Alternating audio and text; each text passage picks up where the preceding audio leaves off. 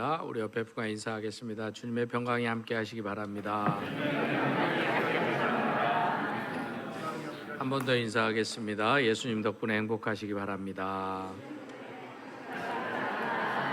우리 영상으로 예배드린 분들과도 인사하겠습니다. 주님의 평강이 함께 하시기 바랍니다. 오늘 오후 예배는 남녀 선교회 모임 예배로 드려집니다. 1시 30분부터 각 모임 장소에서 하니까 남녀 선교회, 여러분들 다 남녀 선교회 회원이시거든요. 그러니까 다 가셔서 같이 예배 드리시고 또 같이 함께 교제하고 또 준비한 순서들을 진행해 주시면 감사하겠습니다. 그리고 다음 주 오후 예배는 우리 올해 처음 우리 재직들 함께 세미나 하면서 드리는 예배입니다. 온 성도들이 함께 오후 예배도 참석해 주시면 감사하겠습니다. 기도하겠습니다. 거룩하신 아버지 하나님, 부족한 종이 말씀을 전합니다. 종의 모습은 감추어 주시고 오직 주님의 말씀만 온전히 선포되게 하여 주시옵소서. 예수님의 이름으로 기도드립니다. 아멘. 우리말에 순우리말에 남편과 아내를 뜻하는 이 부부를 말하는 단어가 있습니다. 바로 가시벗이다라는 말입니다. 아내를 나타내는 가시, 남편을 나타내는 벗이, 이 두 단어가 합쳐져서 가시벗이. 그래서 옛날 아내를 각시라고도 하잖아요. 그런 의미도 있는데, 그래서 결혼식 축가로도 이 가시벗이의 사랑이라는 제목의 국악 노래가 불려지고는 합니다. 가사의 내용은 이렇습니다. 햇덩이 같이만 살아라 환하게 환하게, 달덩이 같이만 살아라 둥글게 둥글게, 화촉동방 밝은 불에 깨가 쏟아지도록, 연지곤지에 별이 앉아 꽃냄새가 나도록, 복 들여 놓고서 살아라 알뜰히 살뜰히, 아들 딸 낳고서 살아라 두둥개 두둥개, 대추 한 알 마주 물고 다짐한 사랑, 검은 머리가 새하얗게 팥뿌리가 되도록, 어허야 가시벗이 사랑 사랑이란다, 두둥실 가시벗이 사랑 사랑이란다, 해와 달이 다하도록 영원한 사랑, 둘이 꽃길을 여는 눈부신 사랑, 둘이 꽃길을 여는 눈부신 사랑. 이 노래의 가사처럼 2026년도 여러분들의 가정에 해와 달이 닿도록 하는 이 영원한 사랑, 둘이 꽃길만 거는 눈부신 사랑을 부부들이, 가족들이 온전히 주님 안에서 누릴 수 있는 복된 하나 될 수 있기를 주님의 이름으로 축복합니다. 하나님께서는 우리가 잘 알고 있듯이 천지를 창조하실 때 창조의 마지막 날, 바로 여섯째 날에 하나님의 형상을 닮은 남자와 여자를 만드시고 그들로 하여금 가정을 이루게 하셨습니다. 그래서 어찌 보면 하나님 창조의 역사의 완결판은 가족, 바로 부부 관계다라고 말할 수 있습니다. 그래서 예수님께서도 마태복음 19장 6절에서 이 가족의 관계를 가시벗이의 관계, 바로 부부의 관계로 말씀하시면서 부부는 영원한 관계다라고 영속적인 관계로 말씀하셨습니다. 그런데 또 한편으로 오늘 본문 25절에서는 이 가시벗이가 되는 것, 바로 부부가 되는 것, 결혼에 대해서 이렇게 말씀합니다. 이러므로 남자가 부모를 떠나 그의 아내와 합하여 둘이 한 몸을 이룰지로다. 따라서 요즘은 결혼식 주례를 잘 안 하는데 이 주례 본문으로도 많이 쓰이는 이 본문의 말씀은, 결혼은 서로 다른 환경에서 자란 두 남녀가 지금까지 자기를 사랑으로 입히고 먹이고 키워주신, 그리고 지켜주신 부모를 떠나 새로운 가정을 이루어 하나가 되는 것이 바로 가시벗이, 부부가 되고 가족을 이루는 것이다 라고 말씀합니다. 한마디로 이 말씀은 달리 말하면 부모와 자녀의 관계는 자녀들이 성장한 후에는 그 자녀들도 가정을 이루어 떠나야 하는 관계이므로 일시적인 것이다 라는 거예요. 성경적으로 보면 누구에게 더 잘해야 되냐, 제 식으로 해석하면 자식에게 더 잘할 것이 아니라 부부끼리 더 잘해야 된다라는 것입니다. 사실 세상은 좋을 때는 괜찮은데 부부는 피가 섞여지지 않았다라고 해서 남남이다라고 부르기도 합니다. 그래서 심지어 남편을 뭐라고 불러요? 남의 편이라고 말하기도 합니다. 그런데 하나님께서 세워주신 이 가정의 의미를 온전히 보면 가장 가정의 중요하고 핵심적인 관계는 끝까지 가정에 남아있는 부부관계. 그러니까 부부끼리 잘해야 된다, 이 말씀입니다. 따라서 오늘 본문인 창세기 말씀을 통해서 하나님께서 에덴 동산에 처음 세워주신 가정, 바로 아담과 하와의 모습을 통해서 하나님께서 오늘을 살아가는 우리들이 가정에서 또 부부관계에서 어떻게 살아야 되는지를 말씀을 통해 잠시 은혜를 나누고자 합니다. 첫째로 하나님이 원하시는 부부의 관계는 하나님의 의도대로, 계획대로 세워진 관계이다라고 말씀합니다. 오늘 본문 18절 말씀에 보면 하나님께서는 아담을 창조하신 후에 그가 홀로 있는 것을 좋지 않게 여기셨습니다. 왜냐하면 하나님께서 지으신 각종 들짐승들과 공중의 새들은 그 종류대로 하나님께서 만들어 주시고 번성하도록 했습니다. 물론 창세기 1장 27절 이하의 말씀에 보면 하나님의 형상대로 남자와 여자를 지으셨다고 했지만 오늘 본문을 보면 시간적인 좀 차이가 있었던 것 같습니다. 그런데 그 당시 아담에게는 짝 돕는 배필이 없었기 때문에 홀로 있게 되었다라는 것입니다. 그래서 하나님께서는 20절과 21절 말씀처럼 돕는 배필이 없는 아담을 잠들게 하시고 그의 갈빗대 하나를 떼어서 하와를 만드셨습니다. 그래서 여기서 그 갈빗대라고 번역된 단어를 진역하면 그 옆이라는 단어로, 다시 말해서 옆에서 빼냈다라는 단어입니다.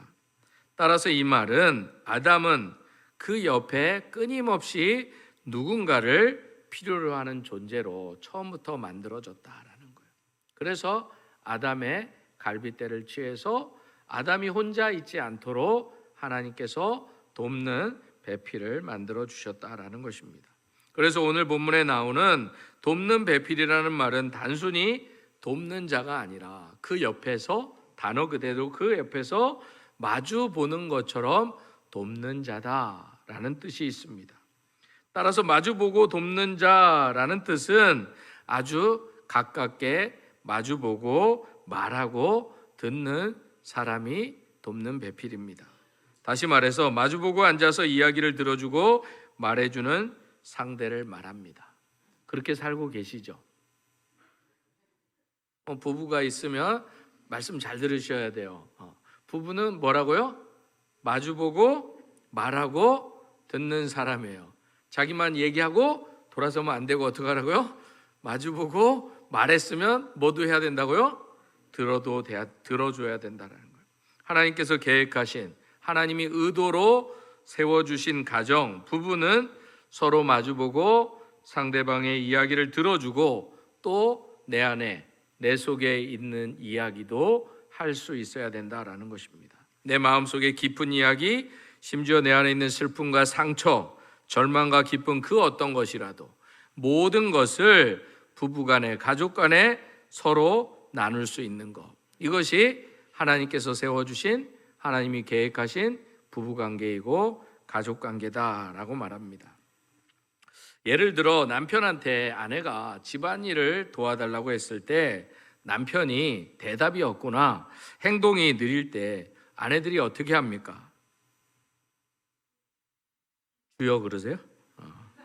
당신 한 번이라도 집안일 도와준 적 있어? 혹시 이런 이야기 하지 않았습니까? 이 말에는 어떤 뜻이 담겨져 있습니까?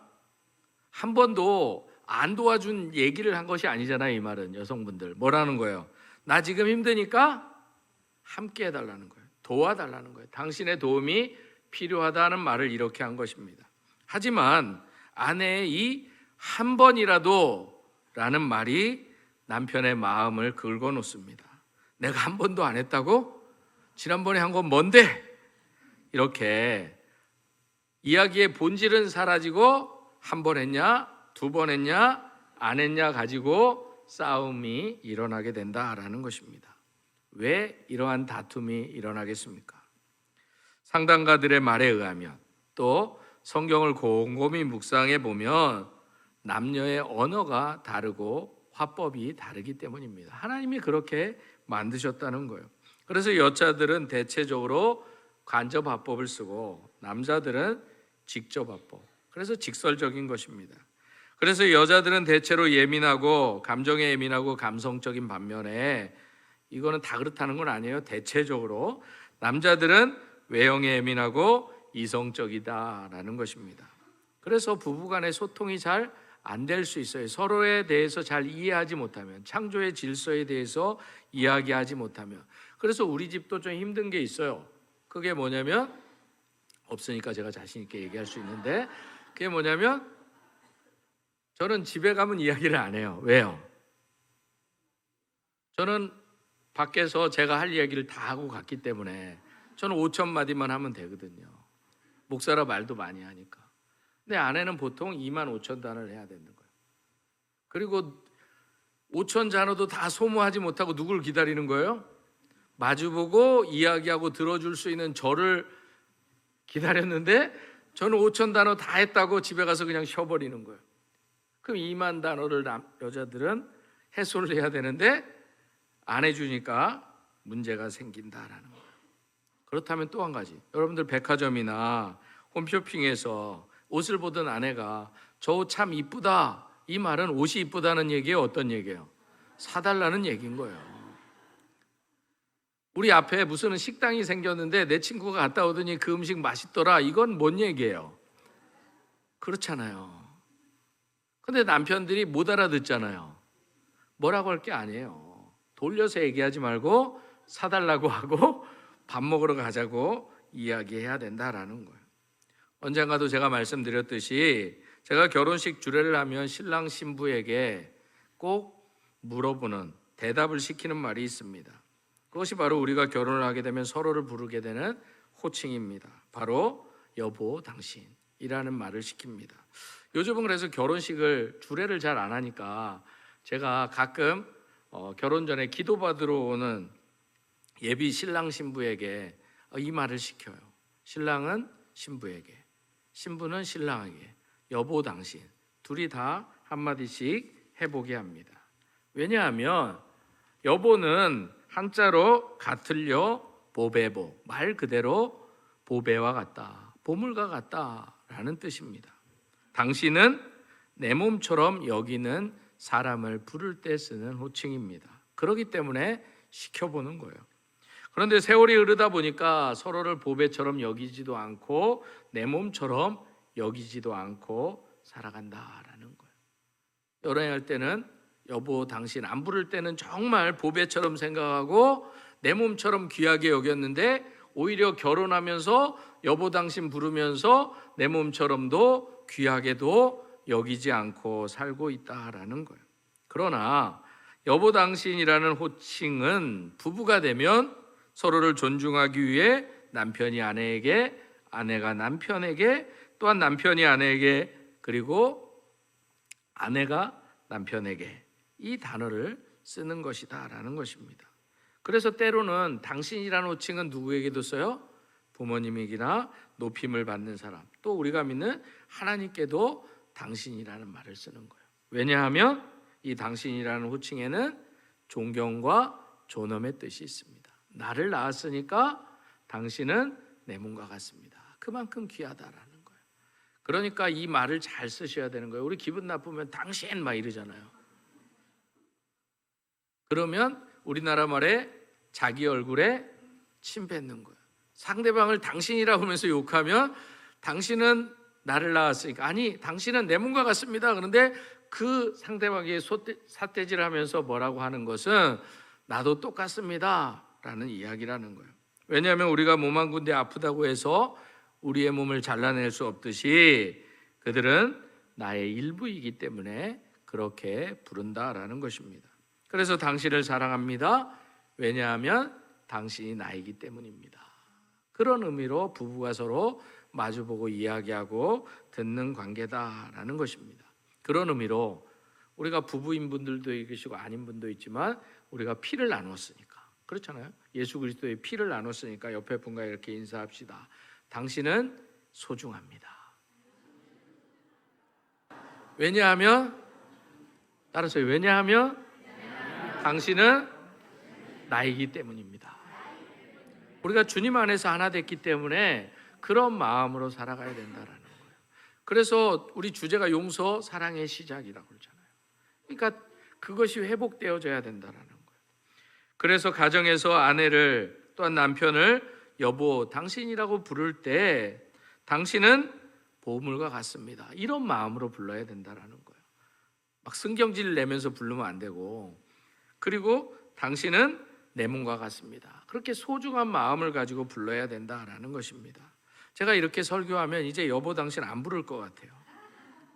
그런 마음으로 불러야 되니까 신경 쓰니까 안 부를 수 있지만 서로에 대한 이러한 호칭은 짧지만 그 호칭에 담긴 의미를 여러분들이 기억하시면 좋을 것 같습니다.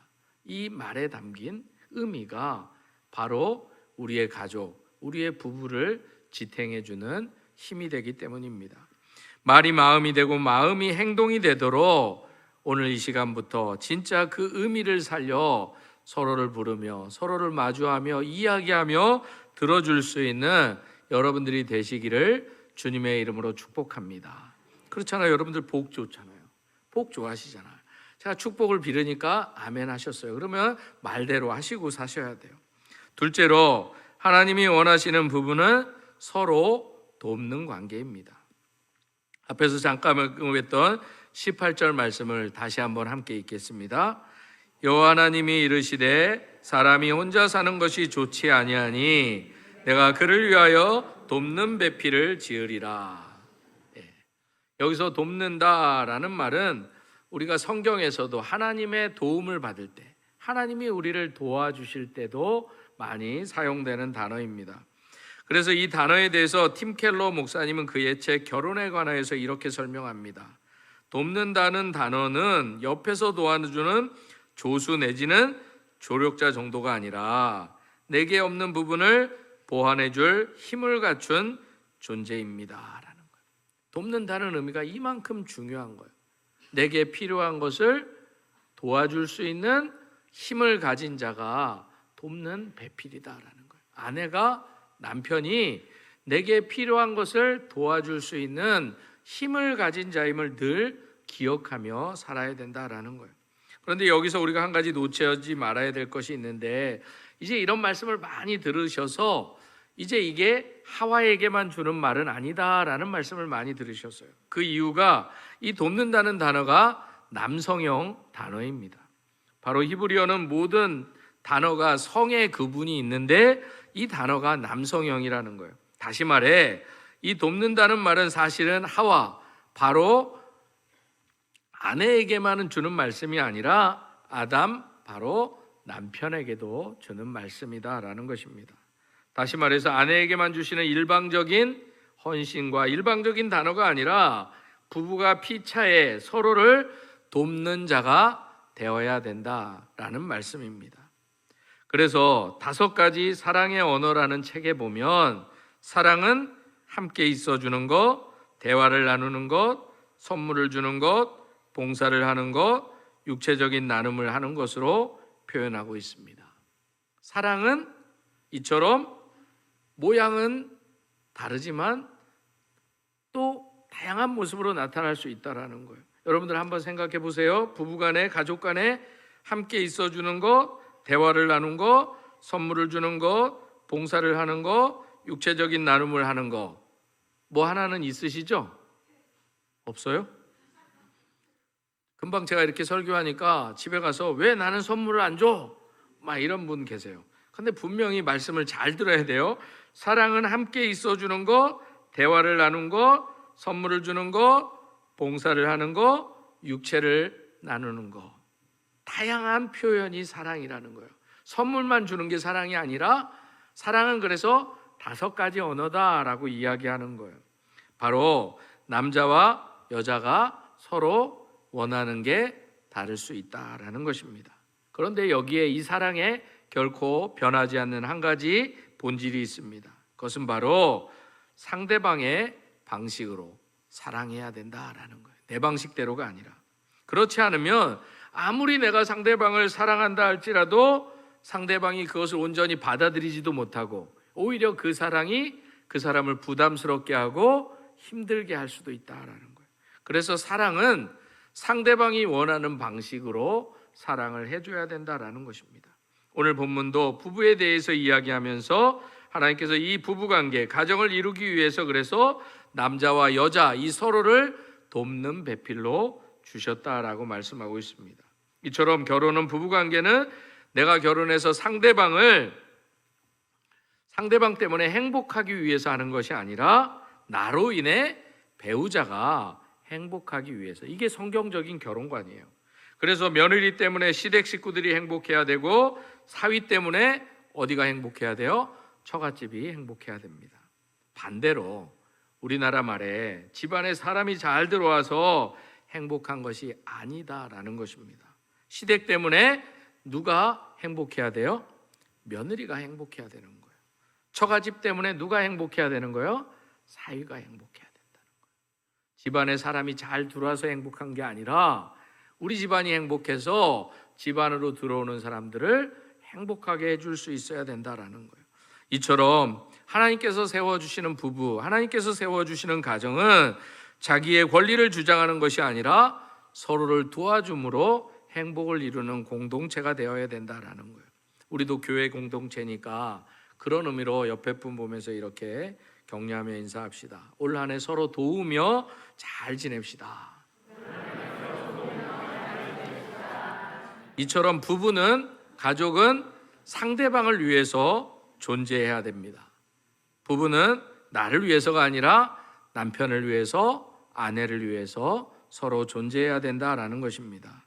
예를 들어서 배우자가 또한 가족에게 문제나 부족함이 있어도 내가 돕는 자다라는 것을 아는 사람은 배우자나 가족의 연약함이 자신의 존재의 이유인 줄 압니다. 그러니까 결혼하고 나서 이것도 못해? 속아서 결혼했네? 이게 아니라 상대방의 단점과 결점을 보면서 이것 때문에 내가 결혼했구나, 이래야 된다는 거예요. 하나님께서 도울 힘을 주셔서 돕는 배필로 우리를, 가정과 배우자를 만나도록 해주셨다라는 것입니다. 이처럼 돕는 배필이란 남자가 여자를 돕고 여자가 남자를 도와서, 또한 가족들이 서로를 도와서 하나의 완성된 인격체로 세워지는 것입니다. 즉 부부는 어떠한 경우라도, 또한 가족은 어떠한 경우라도 서로가 돕는 관계임을 잊지 말아야 됩니다. 서로의 부족함을 채워주고 서로에게 정말 필요한 존재로 서로를 세워주는 관계가 되어야 된다라는 것입니다. 왜냐하면 하나님께서 세워주시는 가정은, 그리고 부부관계는 서로 상대방을 위해서 존재하도록 만들어 주셨기 때문입니다. 따라서 오늘 예배하는 여러분들의 가정에서 또한 부부된 자들이 나는 아내를 돕는 자다, 나는 남편을 돕는 자다, 나는 우리 가족을 돕는 자다, 이런 고백이 있을 수 있기를 소망합니다. 여러분 가족 모두에게 서로가 서로를 돕는 자로서의 정체성이 회복되는 올 한 해가 될 수 있기를 바랍니다. 셋째로, 하나님이 원하시는 부부는, 가족은 그 어느 것도 숨길 것이 없는 온전하고 진실된 관계입니다. 오늘 본문 25절 말씀입니다. 함께 읽겠습니다. 아담과 그의 아내 두 사람이 벌거벗었으나 부끄러워하지 아니하니라. 이 모습이 바로 하나님이 제일 처음 만들어주신 부부, 가족의 모습이었습니다. 이처럼 하나님께서 만들어주신 처음 부부의 관계는 그 어느 것도 숨길 수 없는 온전하고 진실된 관계였습니다. 왜냐하면 실제로 아담과 하와 이 부부에게는 그 당시만 하더라도 피차에게 그 어떤 것도 숨기지 않고 숨길 만한 허물이나 죄도 없었기 때문입니다. 그래서 말씀대로 벗었지만 부끄러워하지 않고 온전한 사랑의 기쁨을 누릴 수 있었습니다. 그래서 틴켈러 목사님도 그의 책에서 이렇게 설명합니다. 벌거벗었으나 부끄러워하지 않는 상태는 서로에게 모든 것을 투명하게 내보이고 다칠지도 모를 가능성까지 완전히 드러낸다는 뜻이다. 이 둘은 아무것도 감출 것이 없었다. 사실 본문의 말씀처럼 아담과 하와 두 사람이 벌거벗었다는 것은 이들이 서로를 완전히 처음부터 끝까지 속속들이 다 볼 수 있었다라는 말입니다. 이들 사이에는 그 어떤 비밀이나 혹은 숨기는 것이 없었다라는 거예요. 그런데 오늘 우리가 살아가는 우리 가정과 우리 부부관계, 가족관계는 어떻습니까? 여기서 우리가 놓치지 말아야 될 것은 우리가 잘 알고 있는 것처럼 만약 가족 간에, 부부 간에 숨기는 것이 생기면 그 관계가 금이 가기 시작하고 틈이 벌어진다라는 것입니다. 왜냐하면 우리가 너무나 잘 알고 있기 때문입니다. 선악과 사건 이후에 인간은 죄로 인하여 하나님을 바라보는 영의 눈은 어두워지고 인간의 죄, 인간의 허물을 바라보는 육의 눈이 밝아졌기 때문입니다. 그래서 창세기 3장 7절 말씀에 보면 서로의 허물과 약점을 바라보게 되었을 때 부끄러움, 수치심이 생겼다고 말합니다. 그리고 그 부끄러움, 수치스러움을 가리기 위해서 무화과 나무 잎으로 치마를 만들어 입었다라는 거예요. 그러나 무화과 나무로 특별히 입으로 우리의 죄로 인한 수치를, 우리의 몸을 가릴 수가 없었습니다. 왜냐하면 무화과 나무 잎은 금방 말라버렸고 이로 인해서 인간은 그의 수치와 허물을 그대로 드러낼 수밖에 없었기 때문입니다. 여기서 중요한 것은 우리의 가족관계도 부부관계도 허물과 약점, 거짓을 세상의 그 어떤 것으로도 결국은 가릴 수 없게 하나님께서 우리를 만드셨다라는 것입니다. 그럼에도 불구하고 안타깝게 오늘 많은 가정이 또한 부부들이 서로와 서로를 속여가며 숨겨가며 살아가기에 어려움을 겪는 것을 보게 됩니다. 단순히 비상금 숨겼다는 이야기가 아니에요. 그거 찾으려고 애쓰라는 얘기가 아닙니다. 우리가 서로에게 솔직하게 온전하게 내 삶의 모든 것들을 드러내며 살아갈 수 있어야 된다라는 것입니다. 그러므로 2026년 여러분들의 가정이 하나님의 은혜 가운데서 하나님이 세워주시는 가정 될 수 있도록, 또한 그러한 부부관계로 나아갈 수 있도록 서로 간에 비밀이 없어지기를 축원합니다. 서로 간에 솔직해질 수 있기를 소망합니다. 숨겨지는 것이 없기를 바랍니다. 많은가 봐요. 힘드시는 것 같아요 보니까. 우리가 가끔 우픈 이야기지만 그래서 농담 반 진담 반 하는 이야기가 많습니다. 어떻게 가족끼리 그런 이야기를 할 수 있냐고, 어떻게 부부끼리 그런 이야기를 할 수 있냐고. 이거 참 아픈 이야기 아닙니까? 가족끼리 부부끼리 하지 못하는 이야기를 다른 사람한테 하는 거, 죄송하지만 이것이 더 이상한 것입니다. 그래서 좀 다른 이야기가 될 수 있지만 다른 사람들에게 잘하면서 가족에게, 남편에게, 아내에게 잘못하는 거, 그거 잘못 사는 것입니다. 고쳐야 되는 것입니다.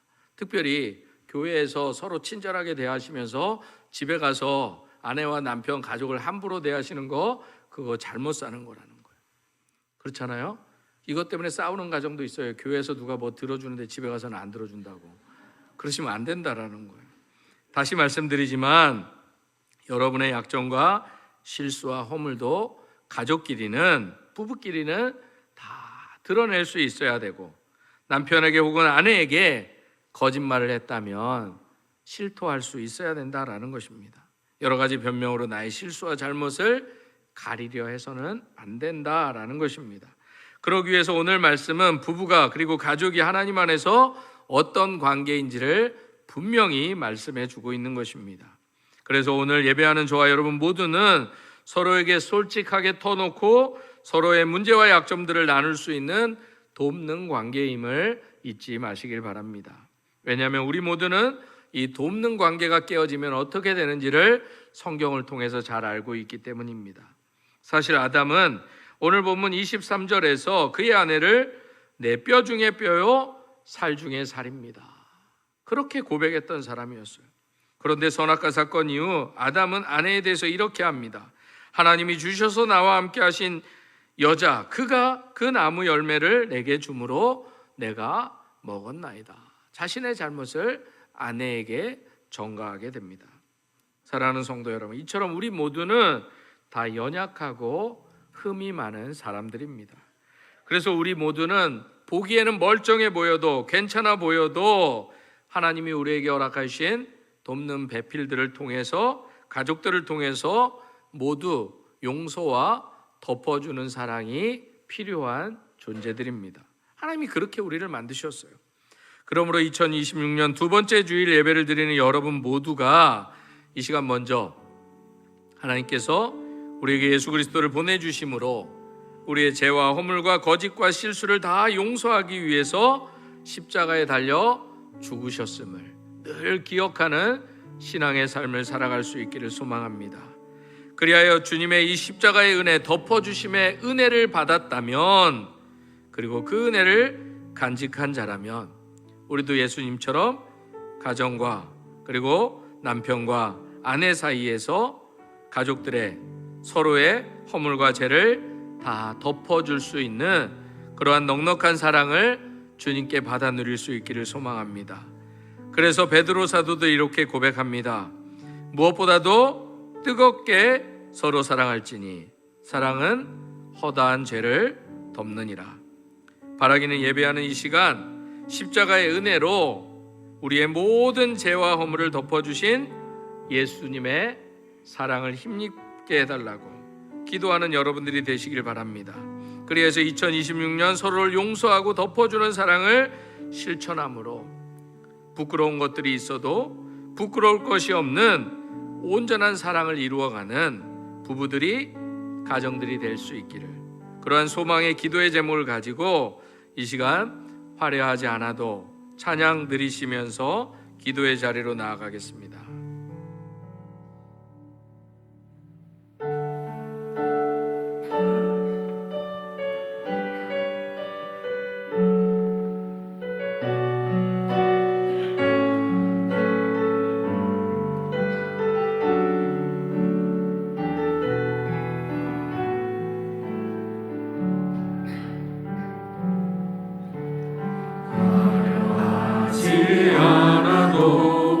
정결하게 사는 삶, 가진 것이 적어도 감사하며 사는 삶, 내게 주신 작은 힘 나눠주며 사는 삶, 이것이 나의 삶의 행복이라오.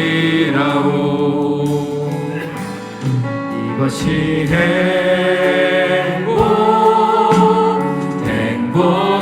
행복이라오. 세상은 알 수 없는 하나님 선물, 이것이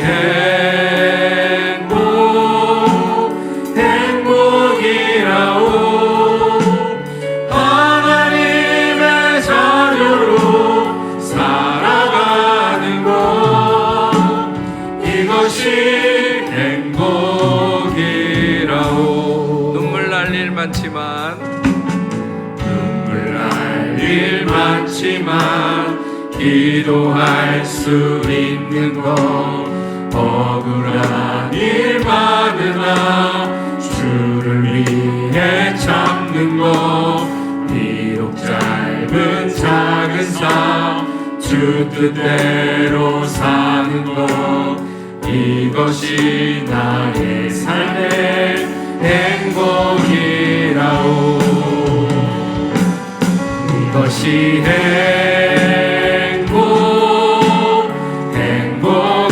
행복이라오. 세상은 알 수 없는 하나님 선물, 이것이 행복이라오.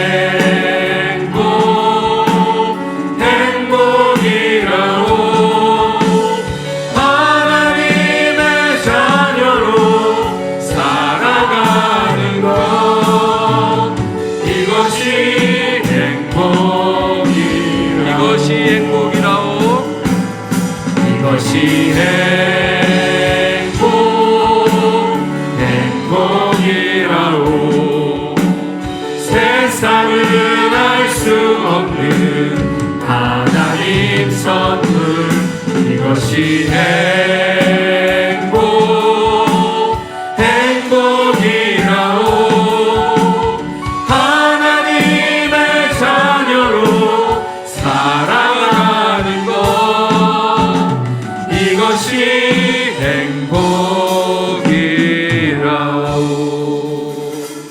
그렇습니다. 사랑하는 성도 여러분, 십자가의 은혜로 우리의 모든 죄와 허물을 덮어주신 예수님의 사랑이 있으면 우리도 서로 용서하고 덮어주는 사랑의 삶을 살아갈 줄 믿습니다.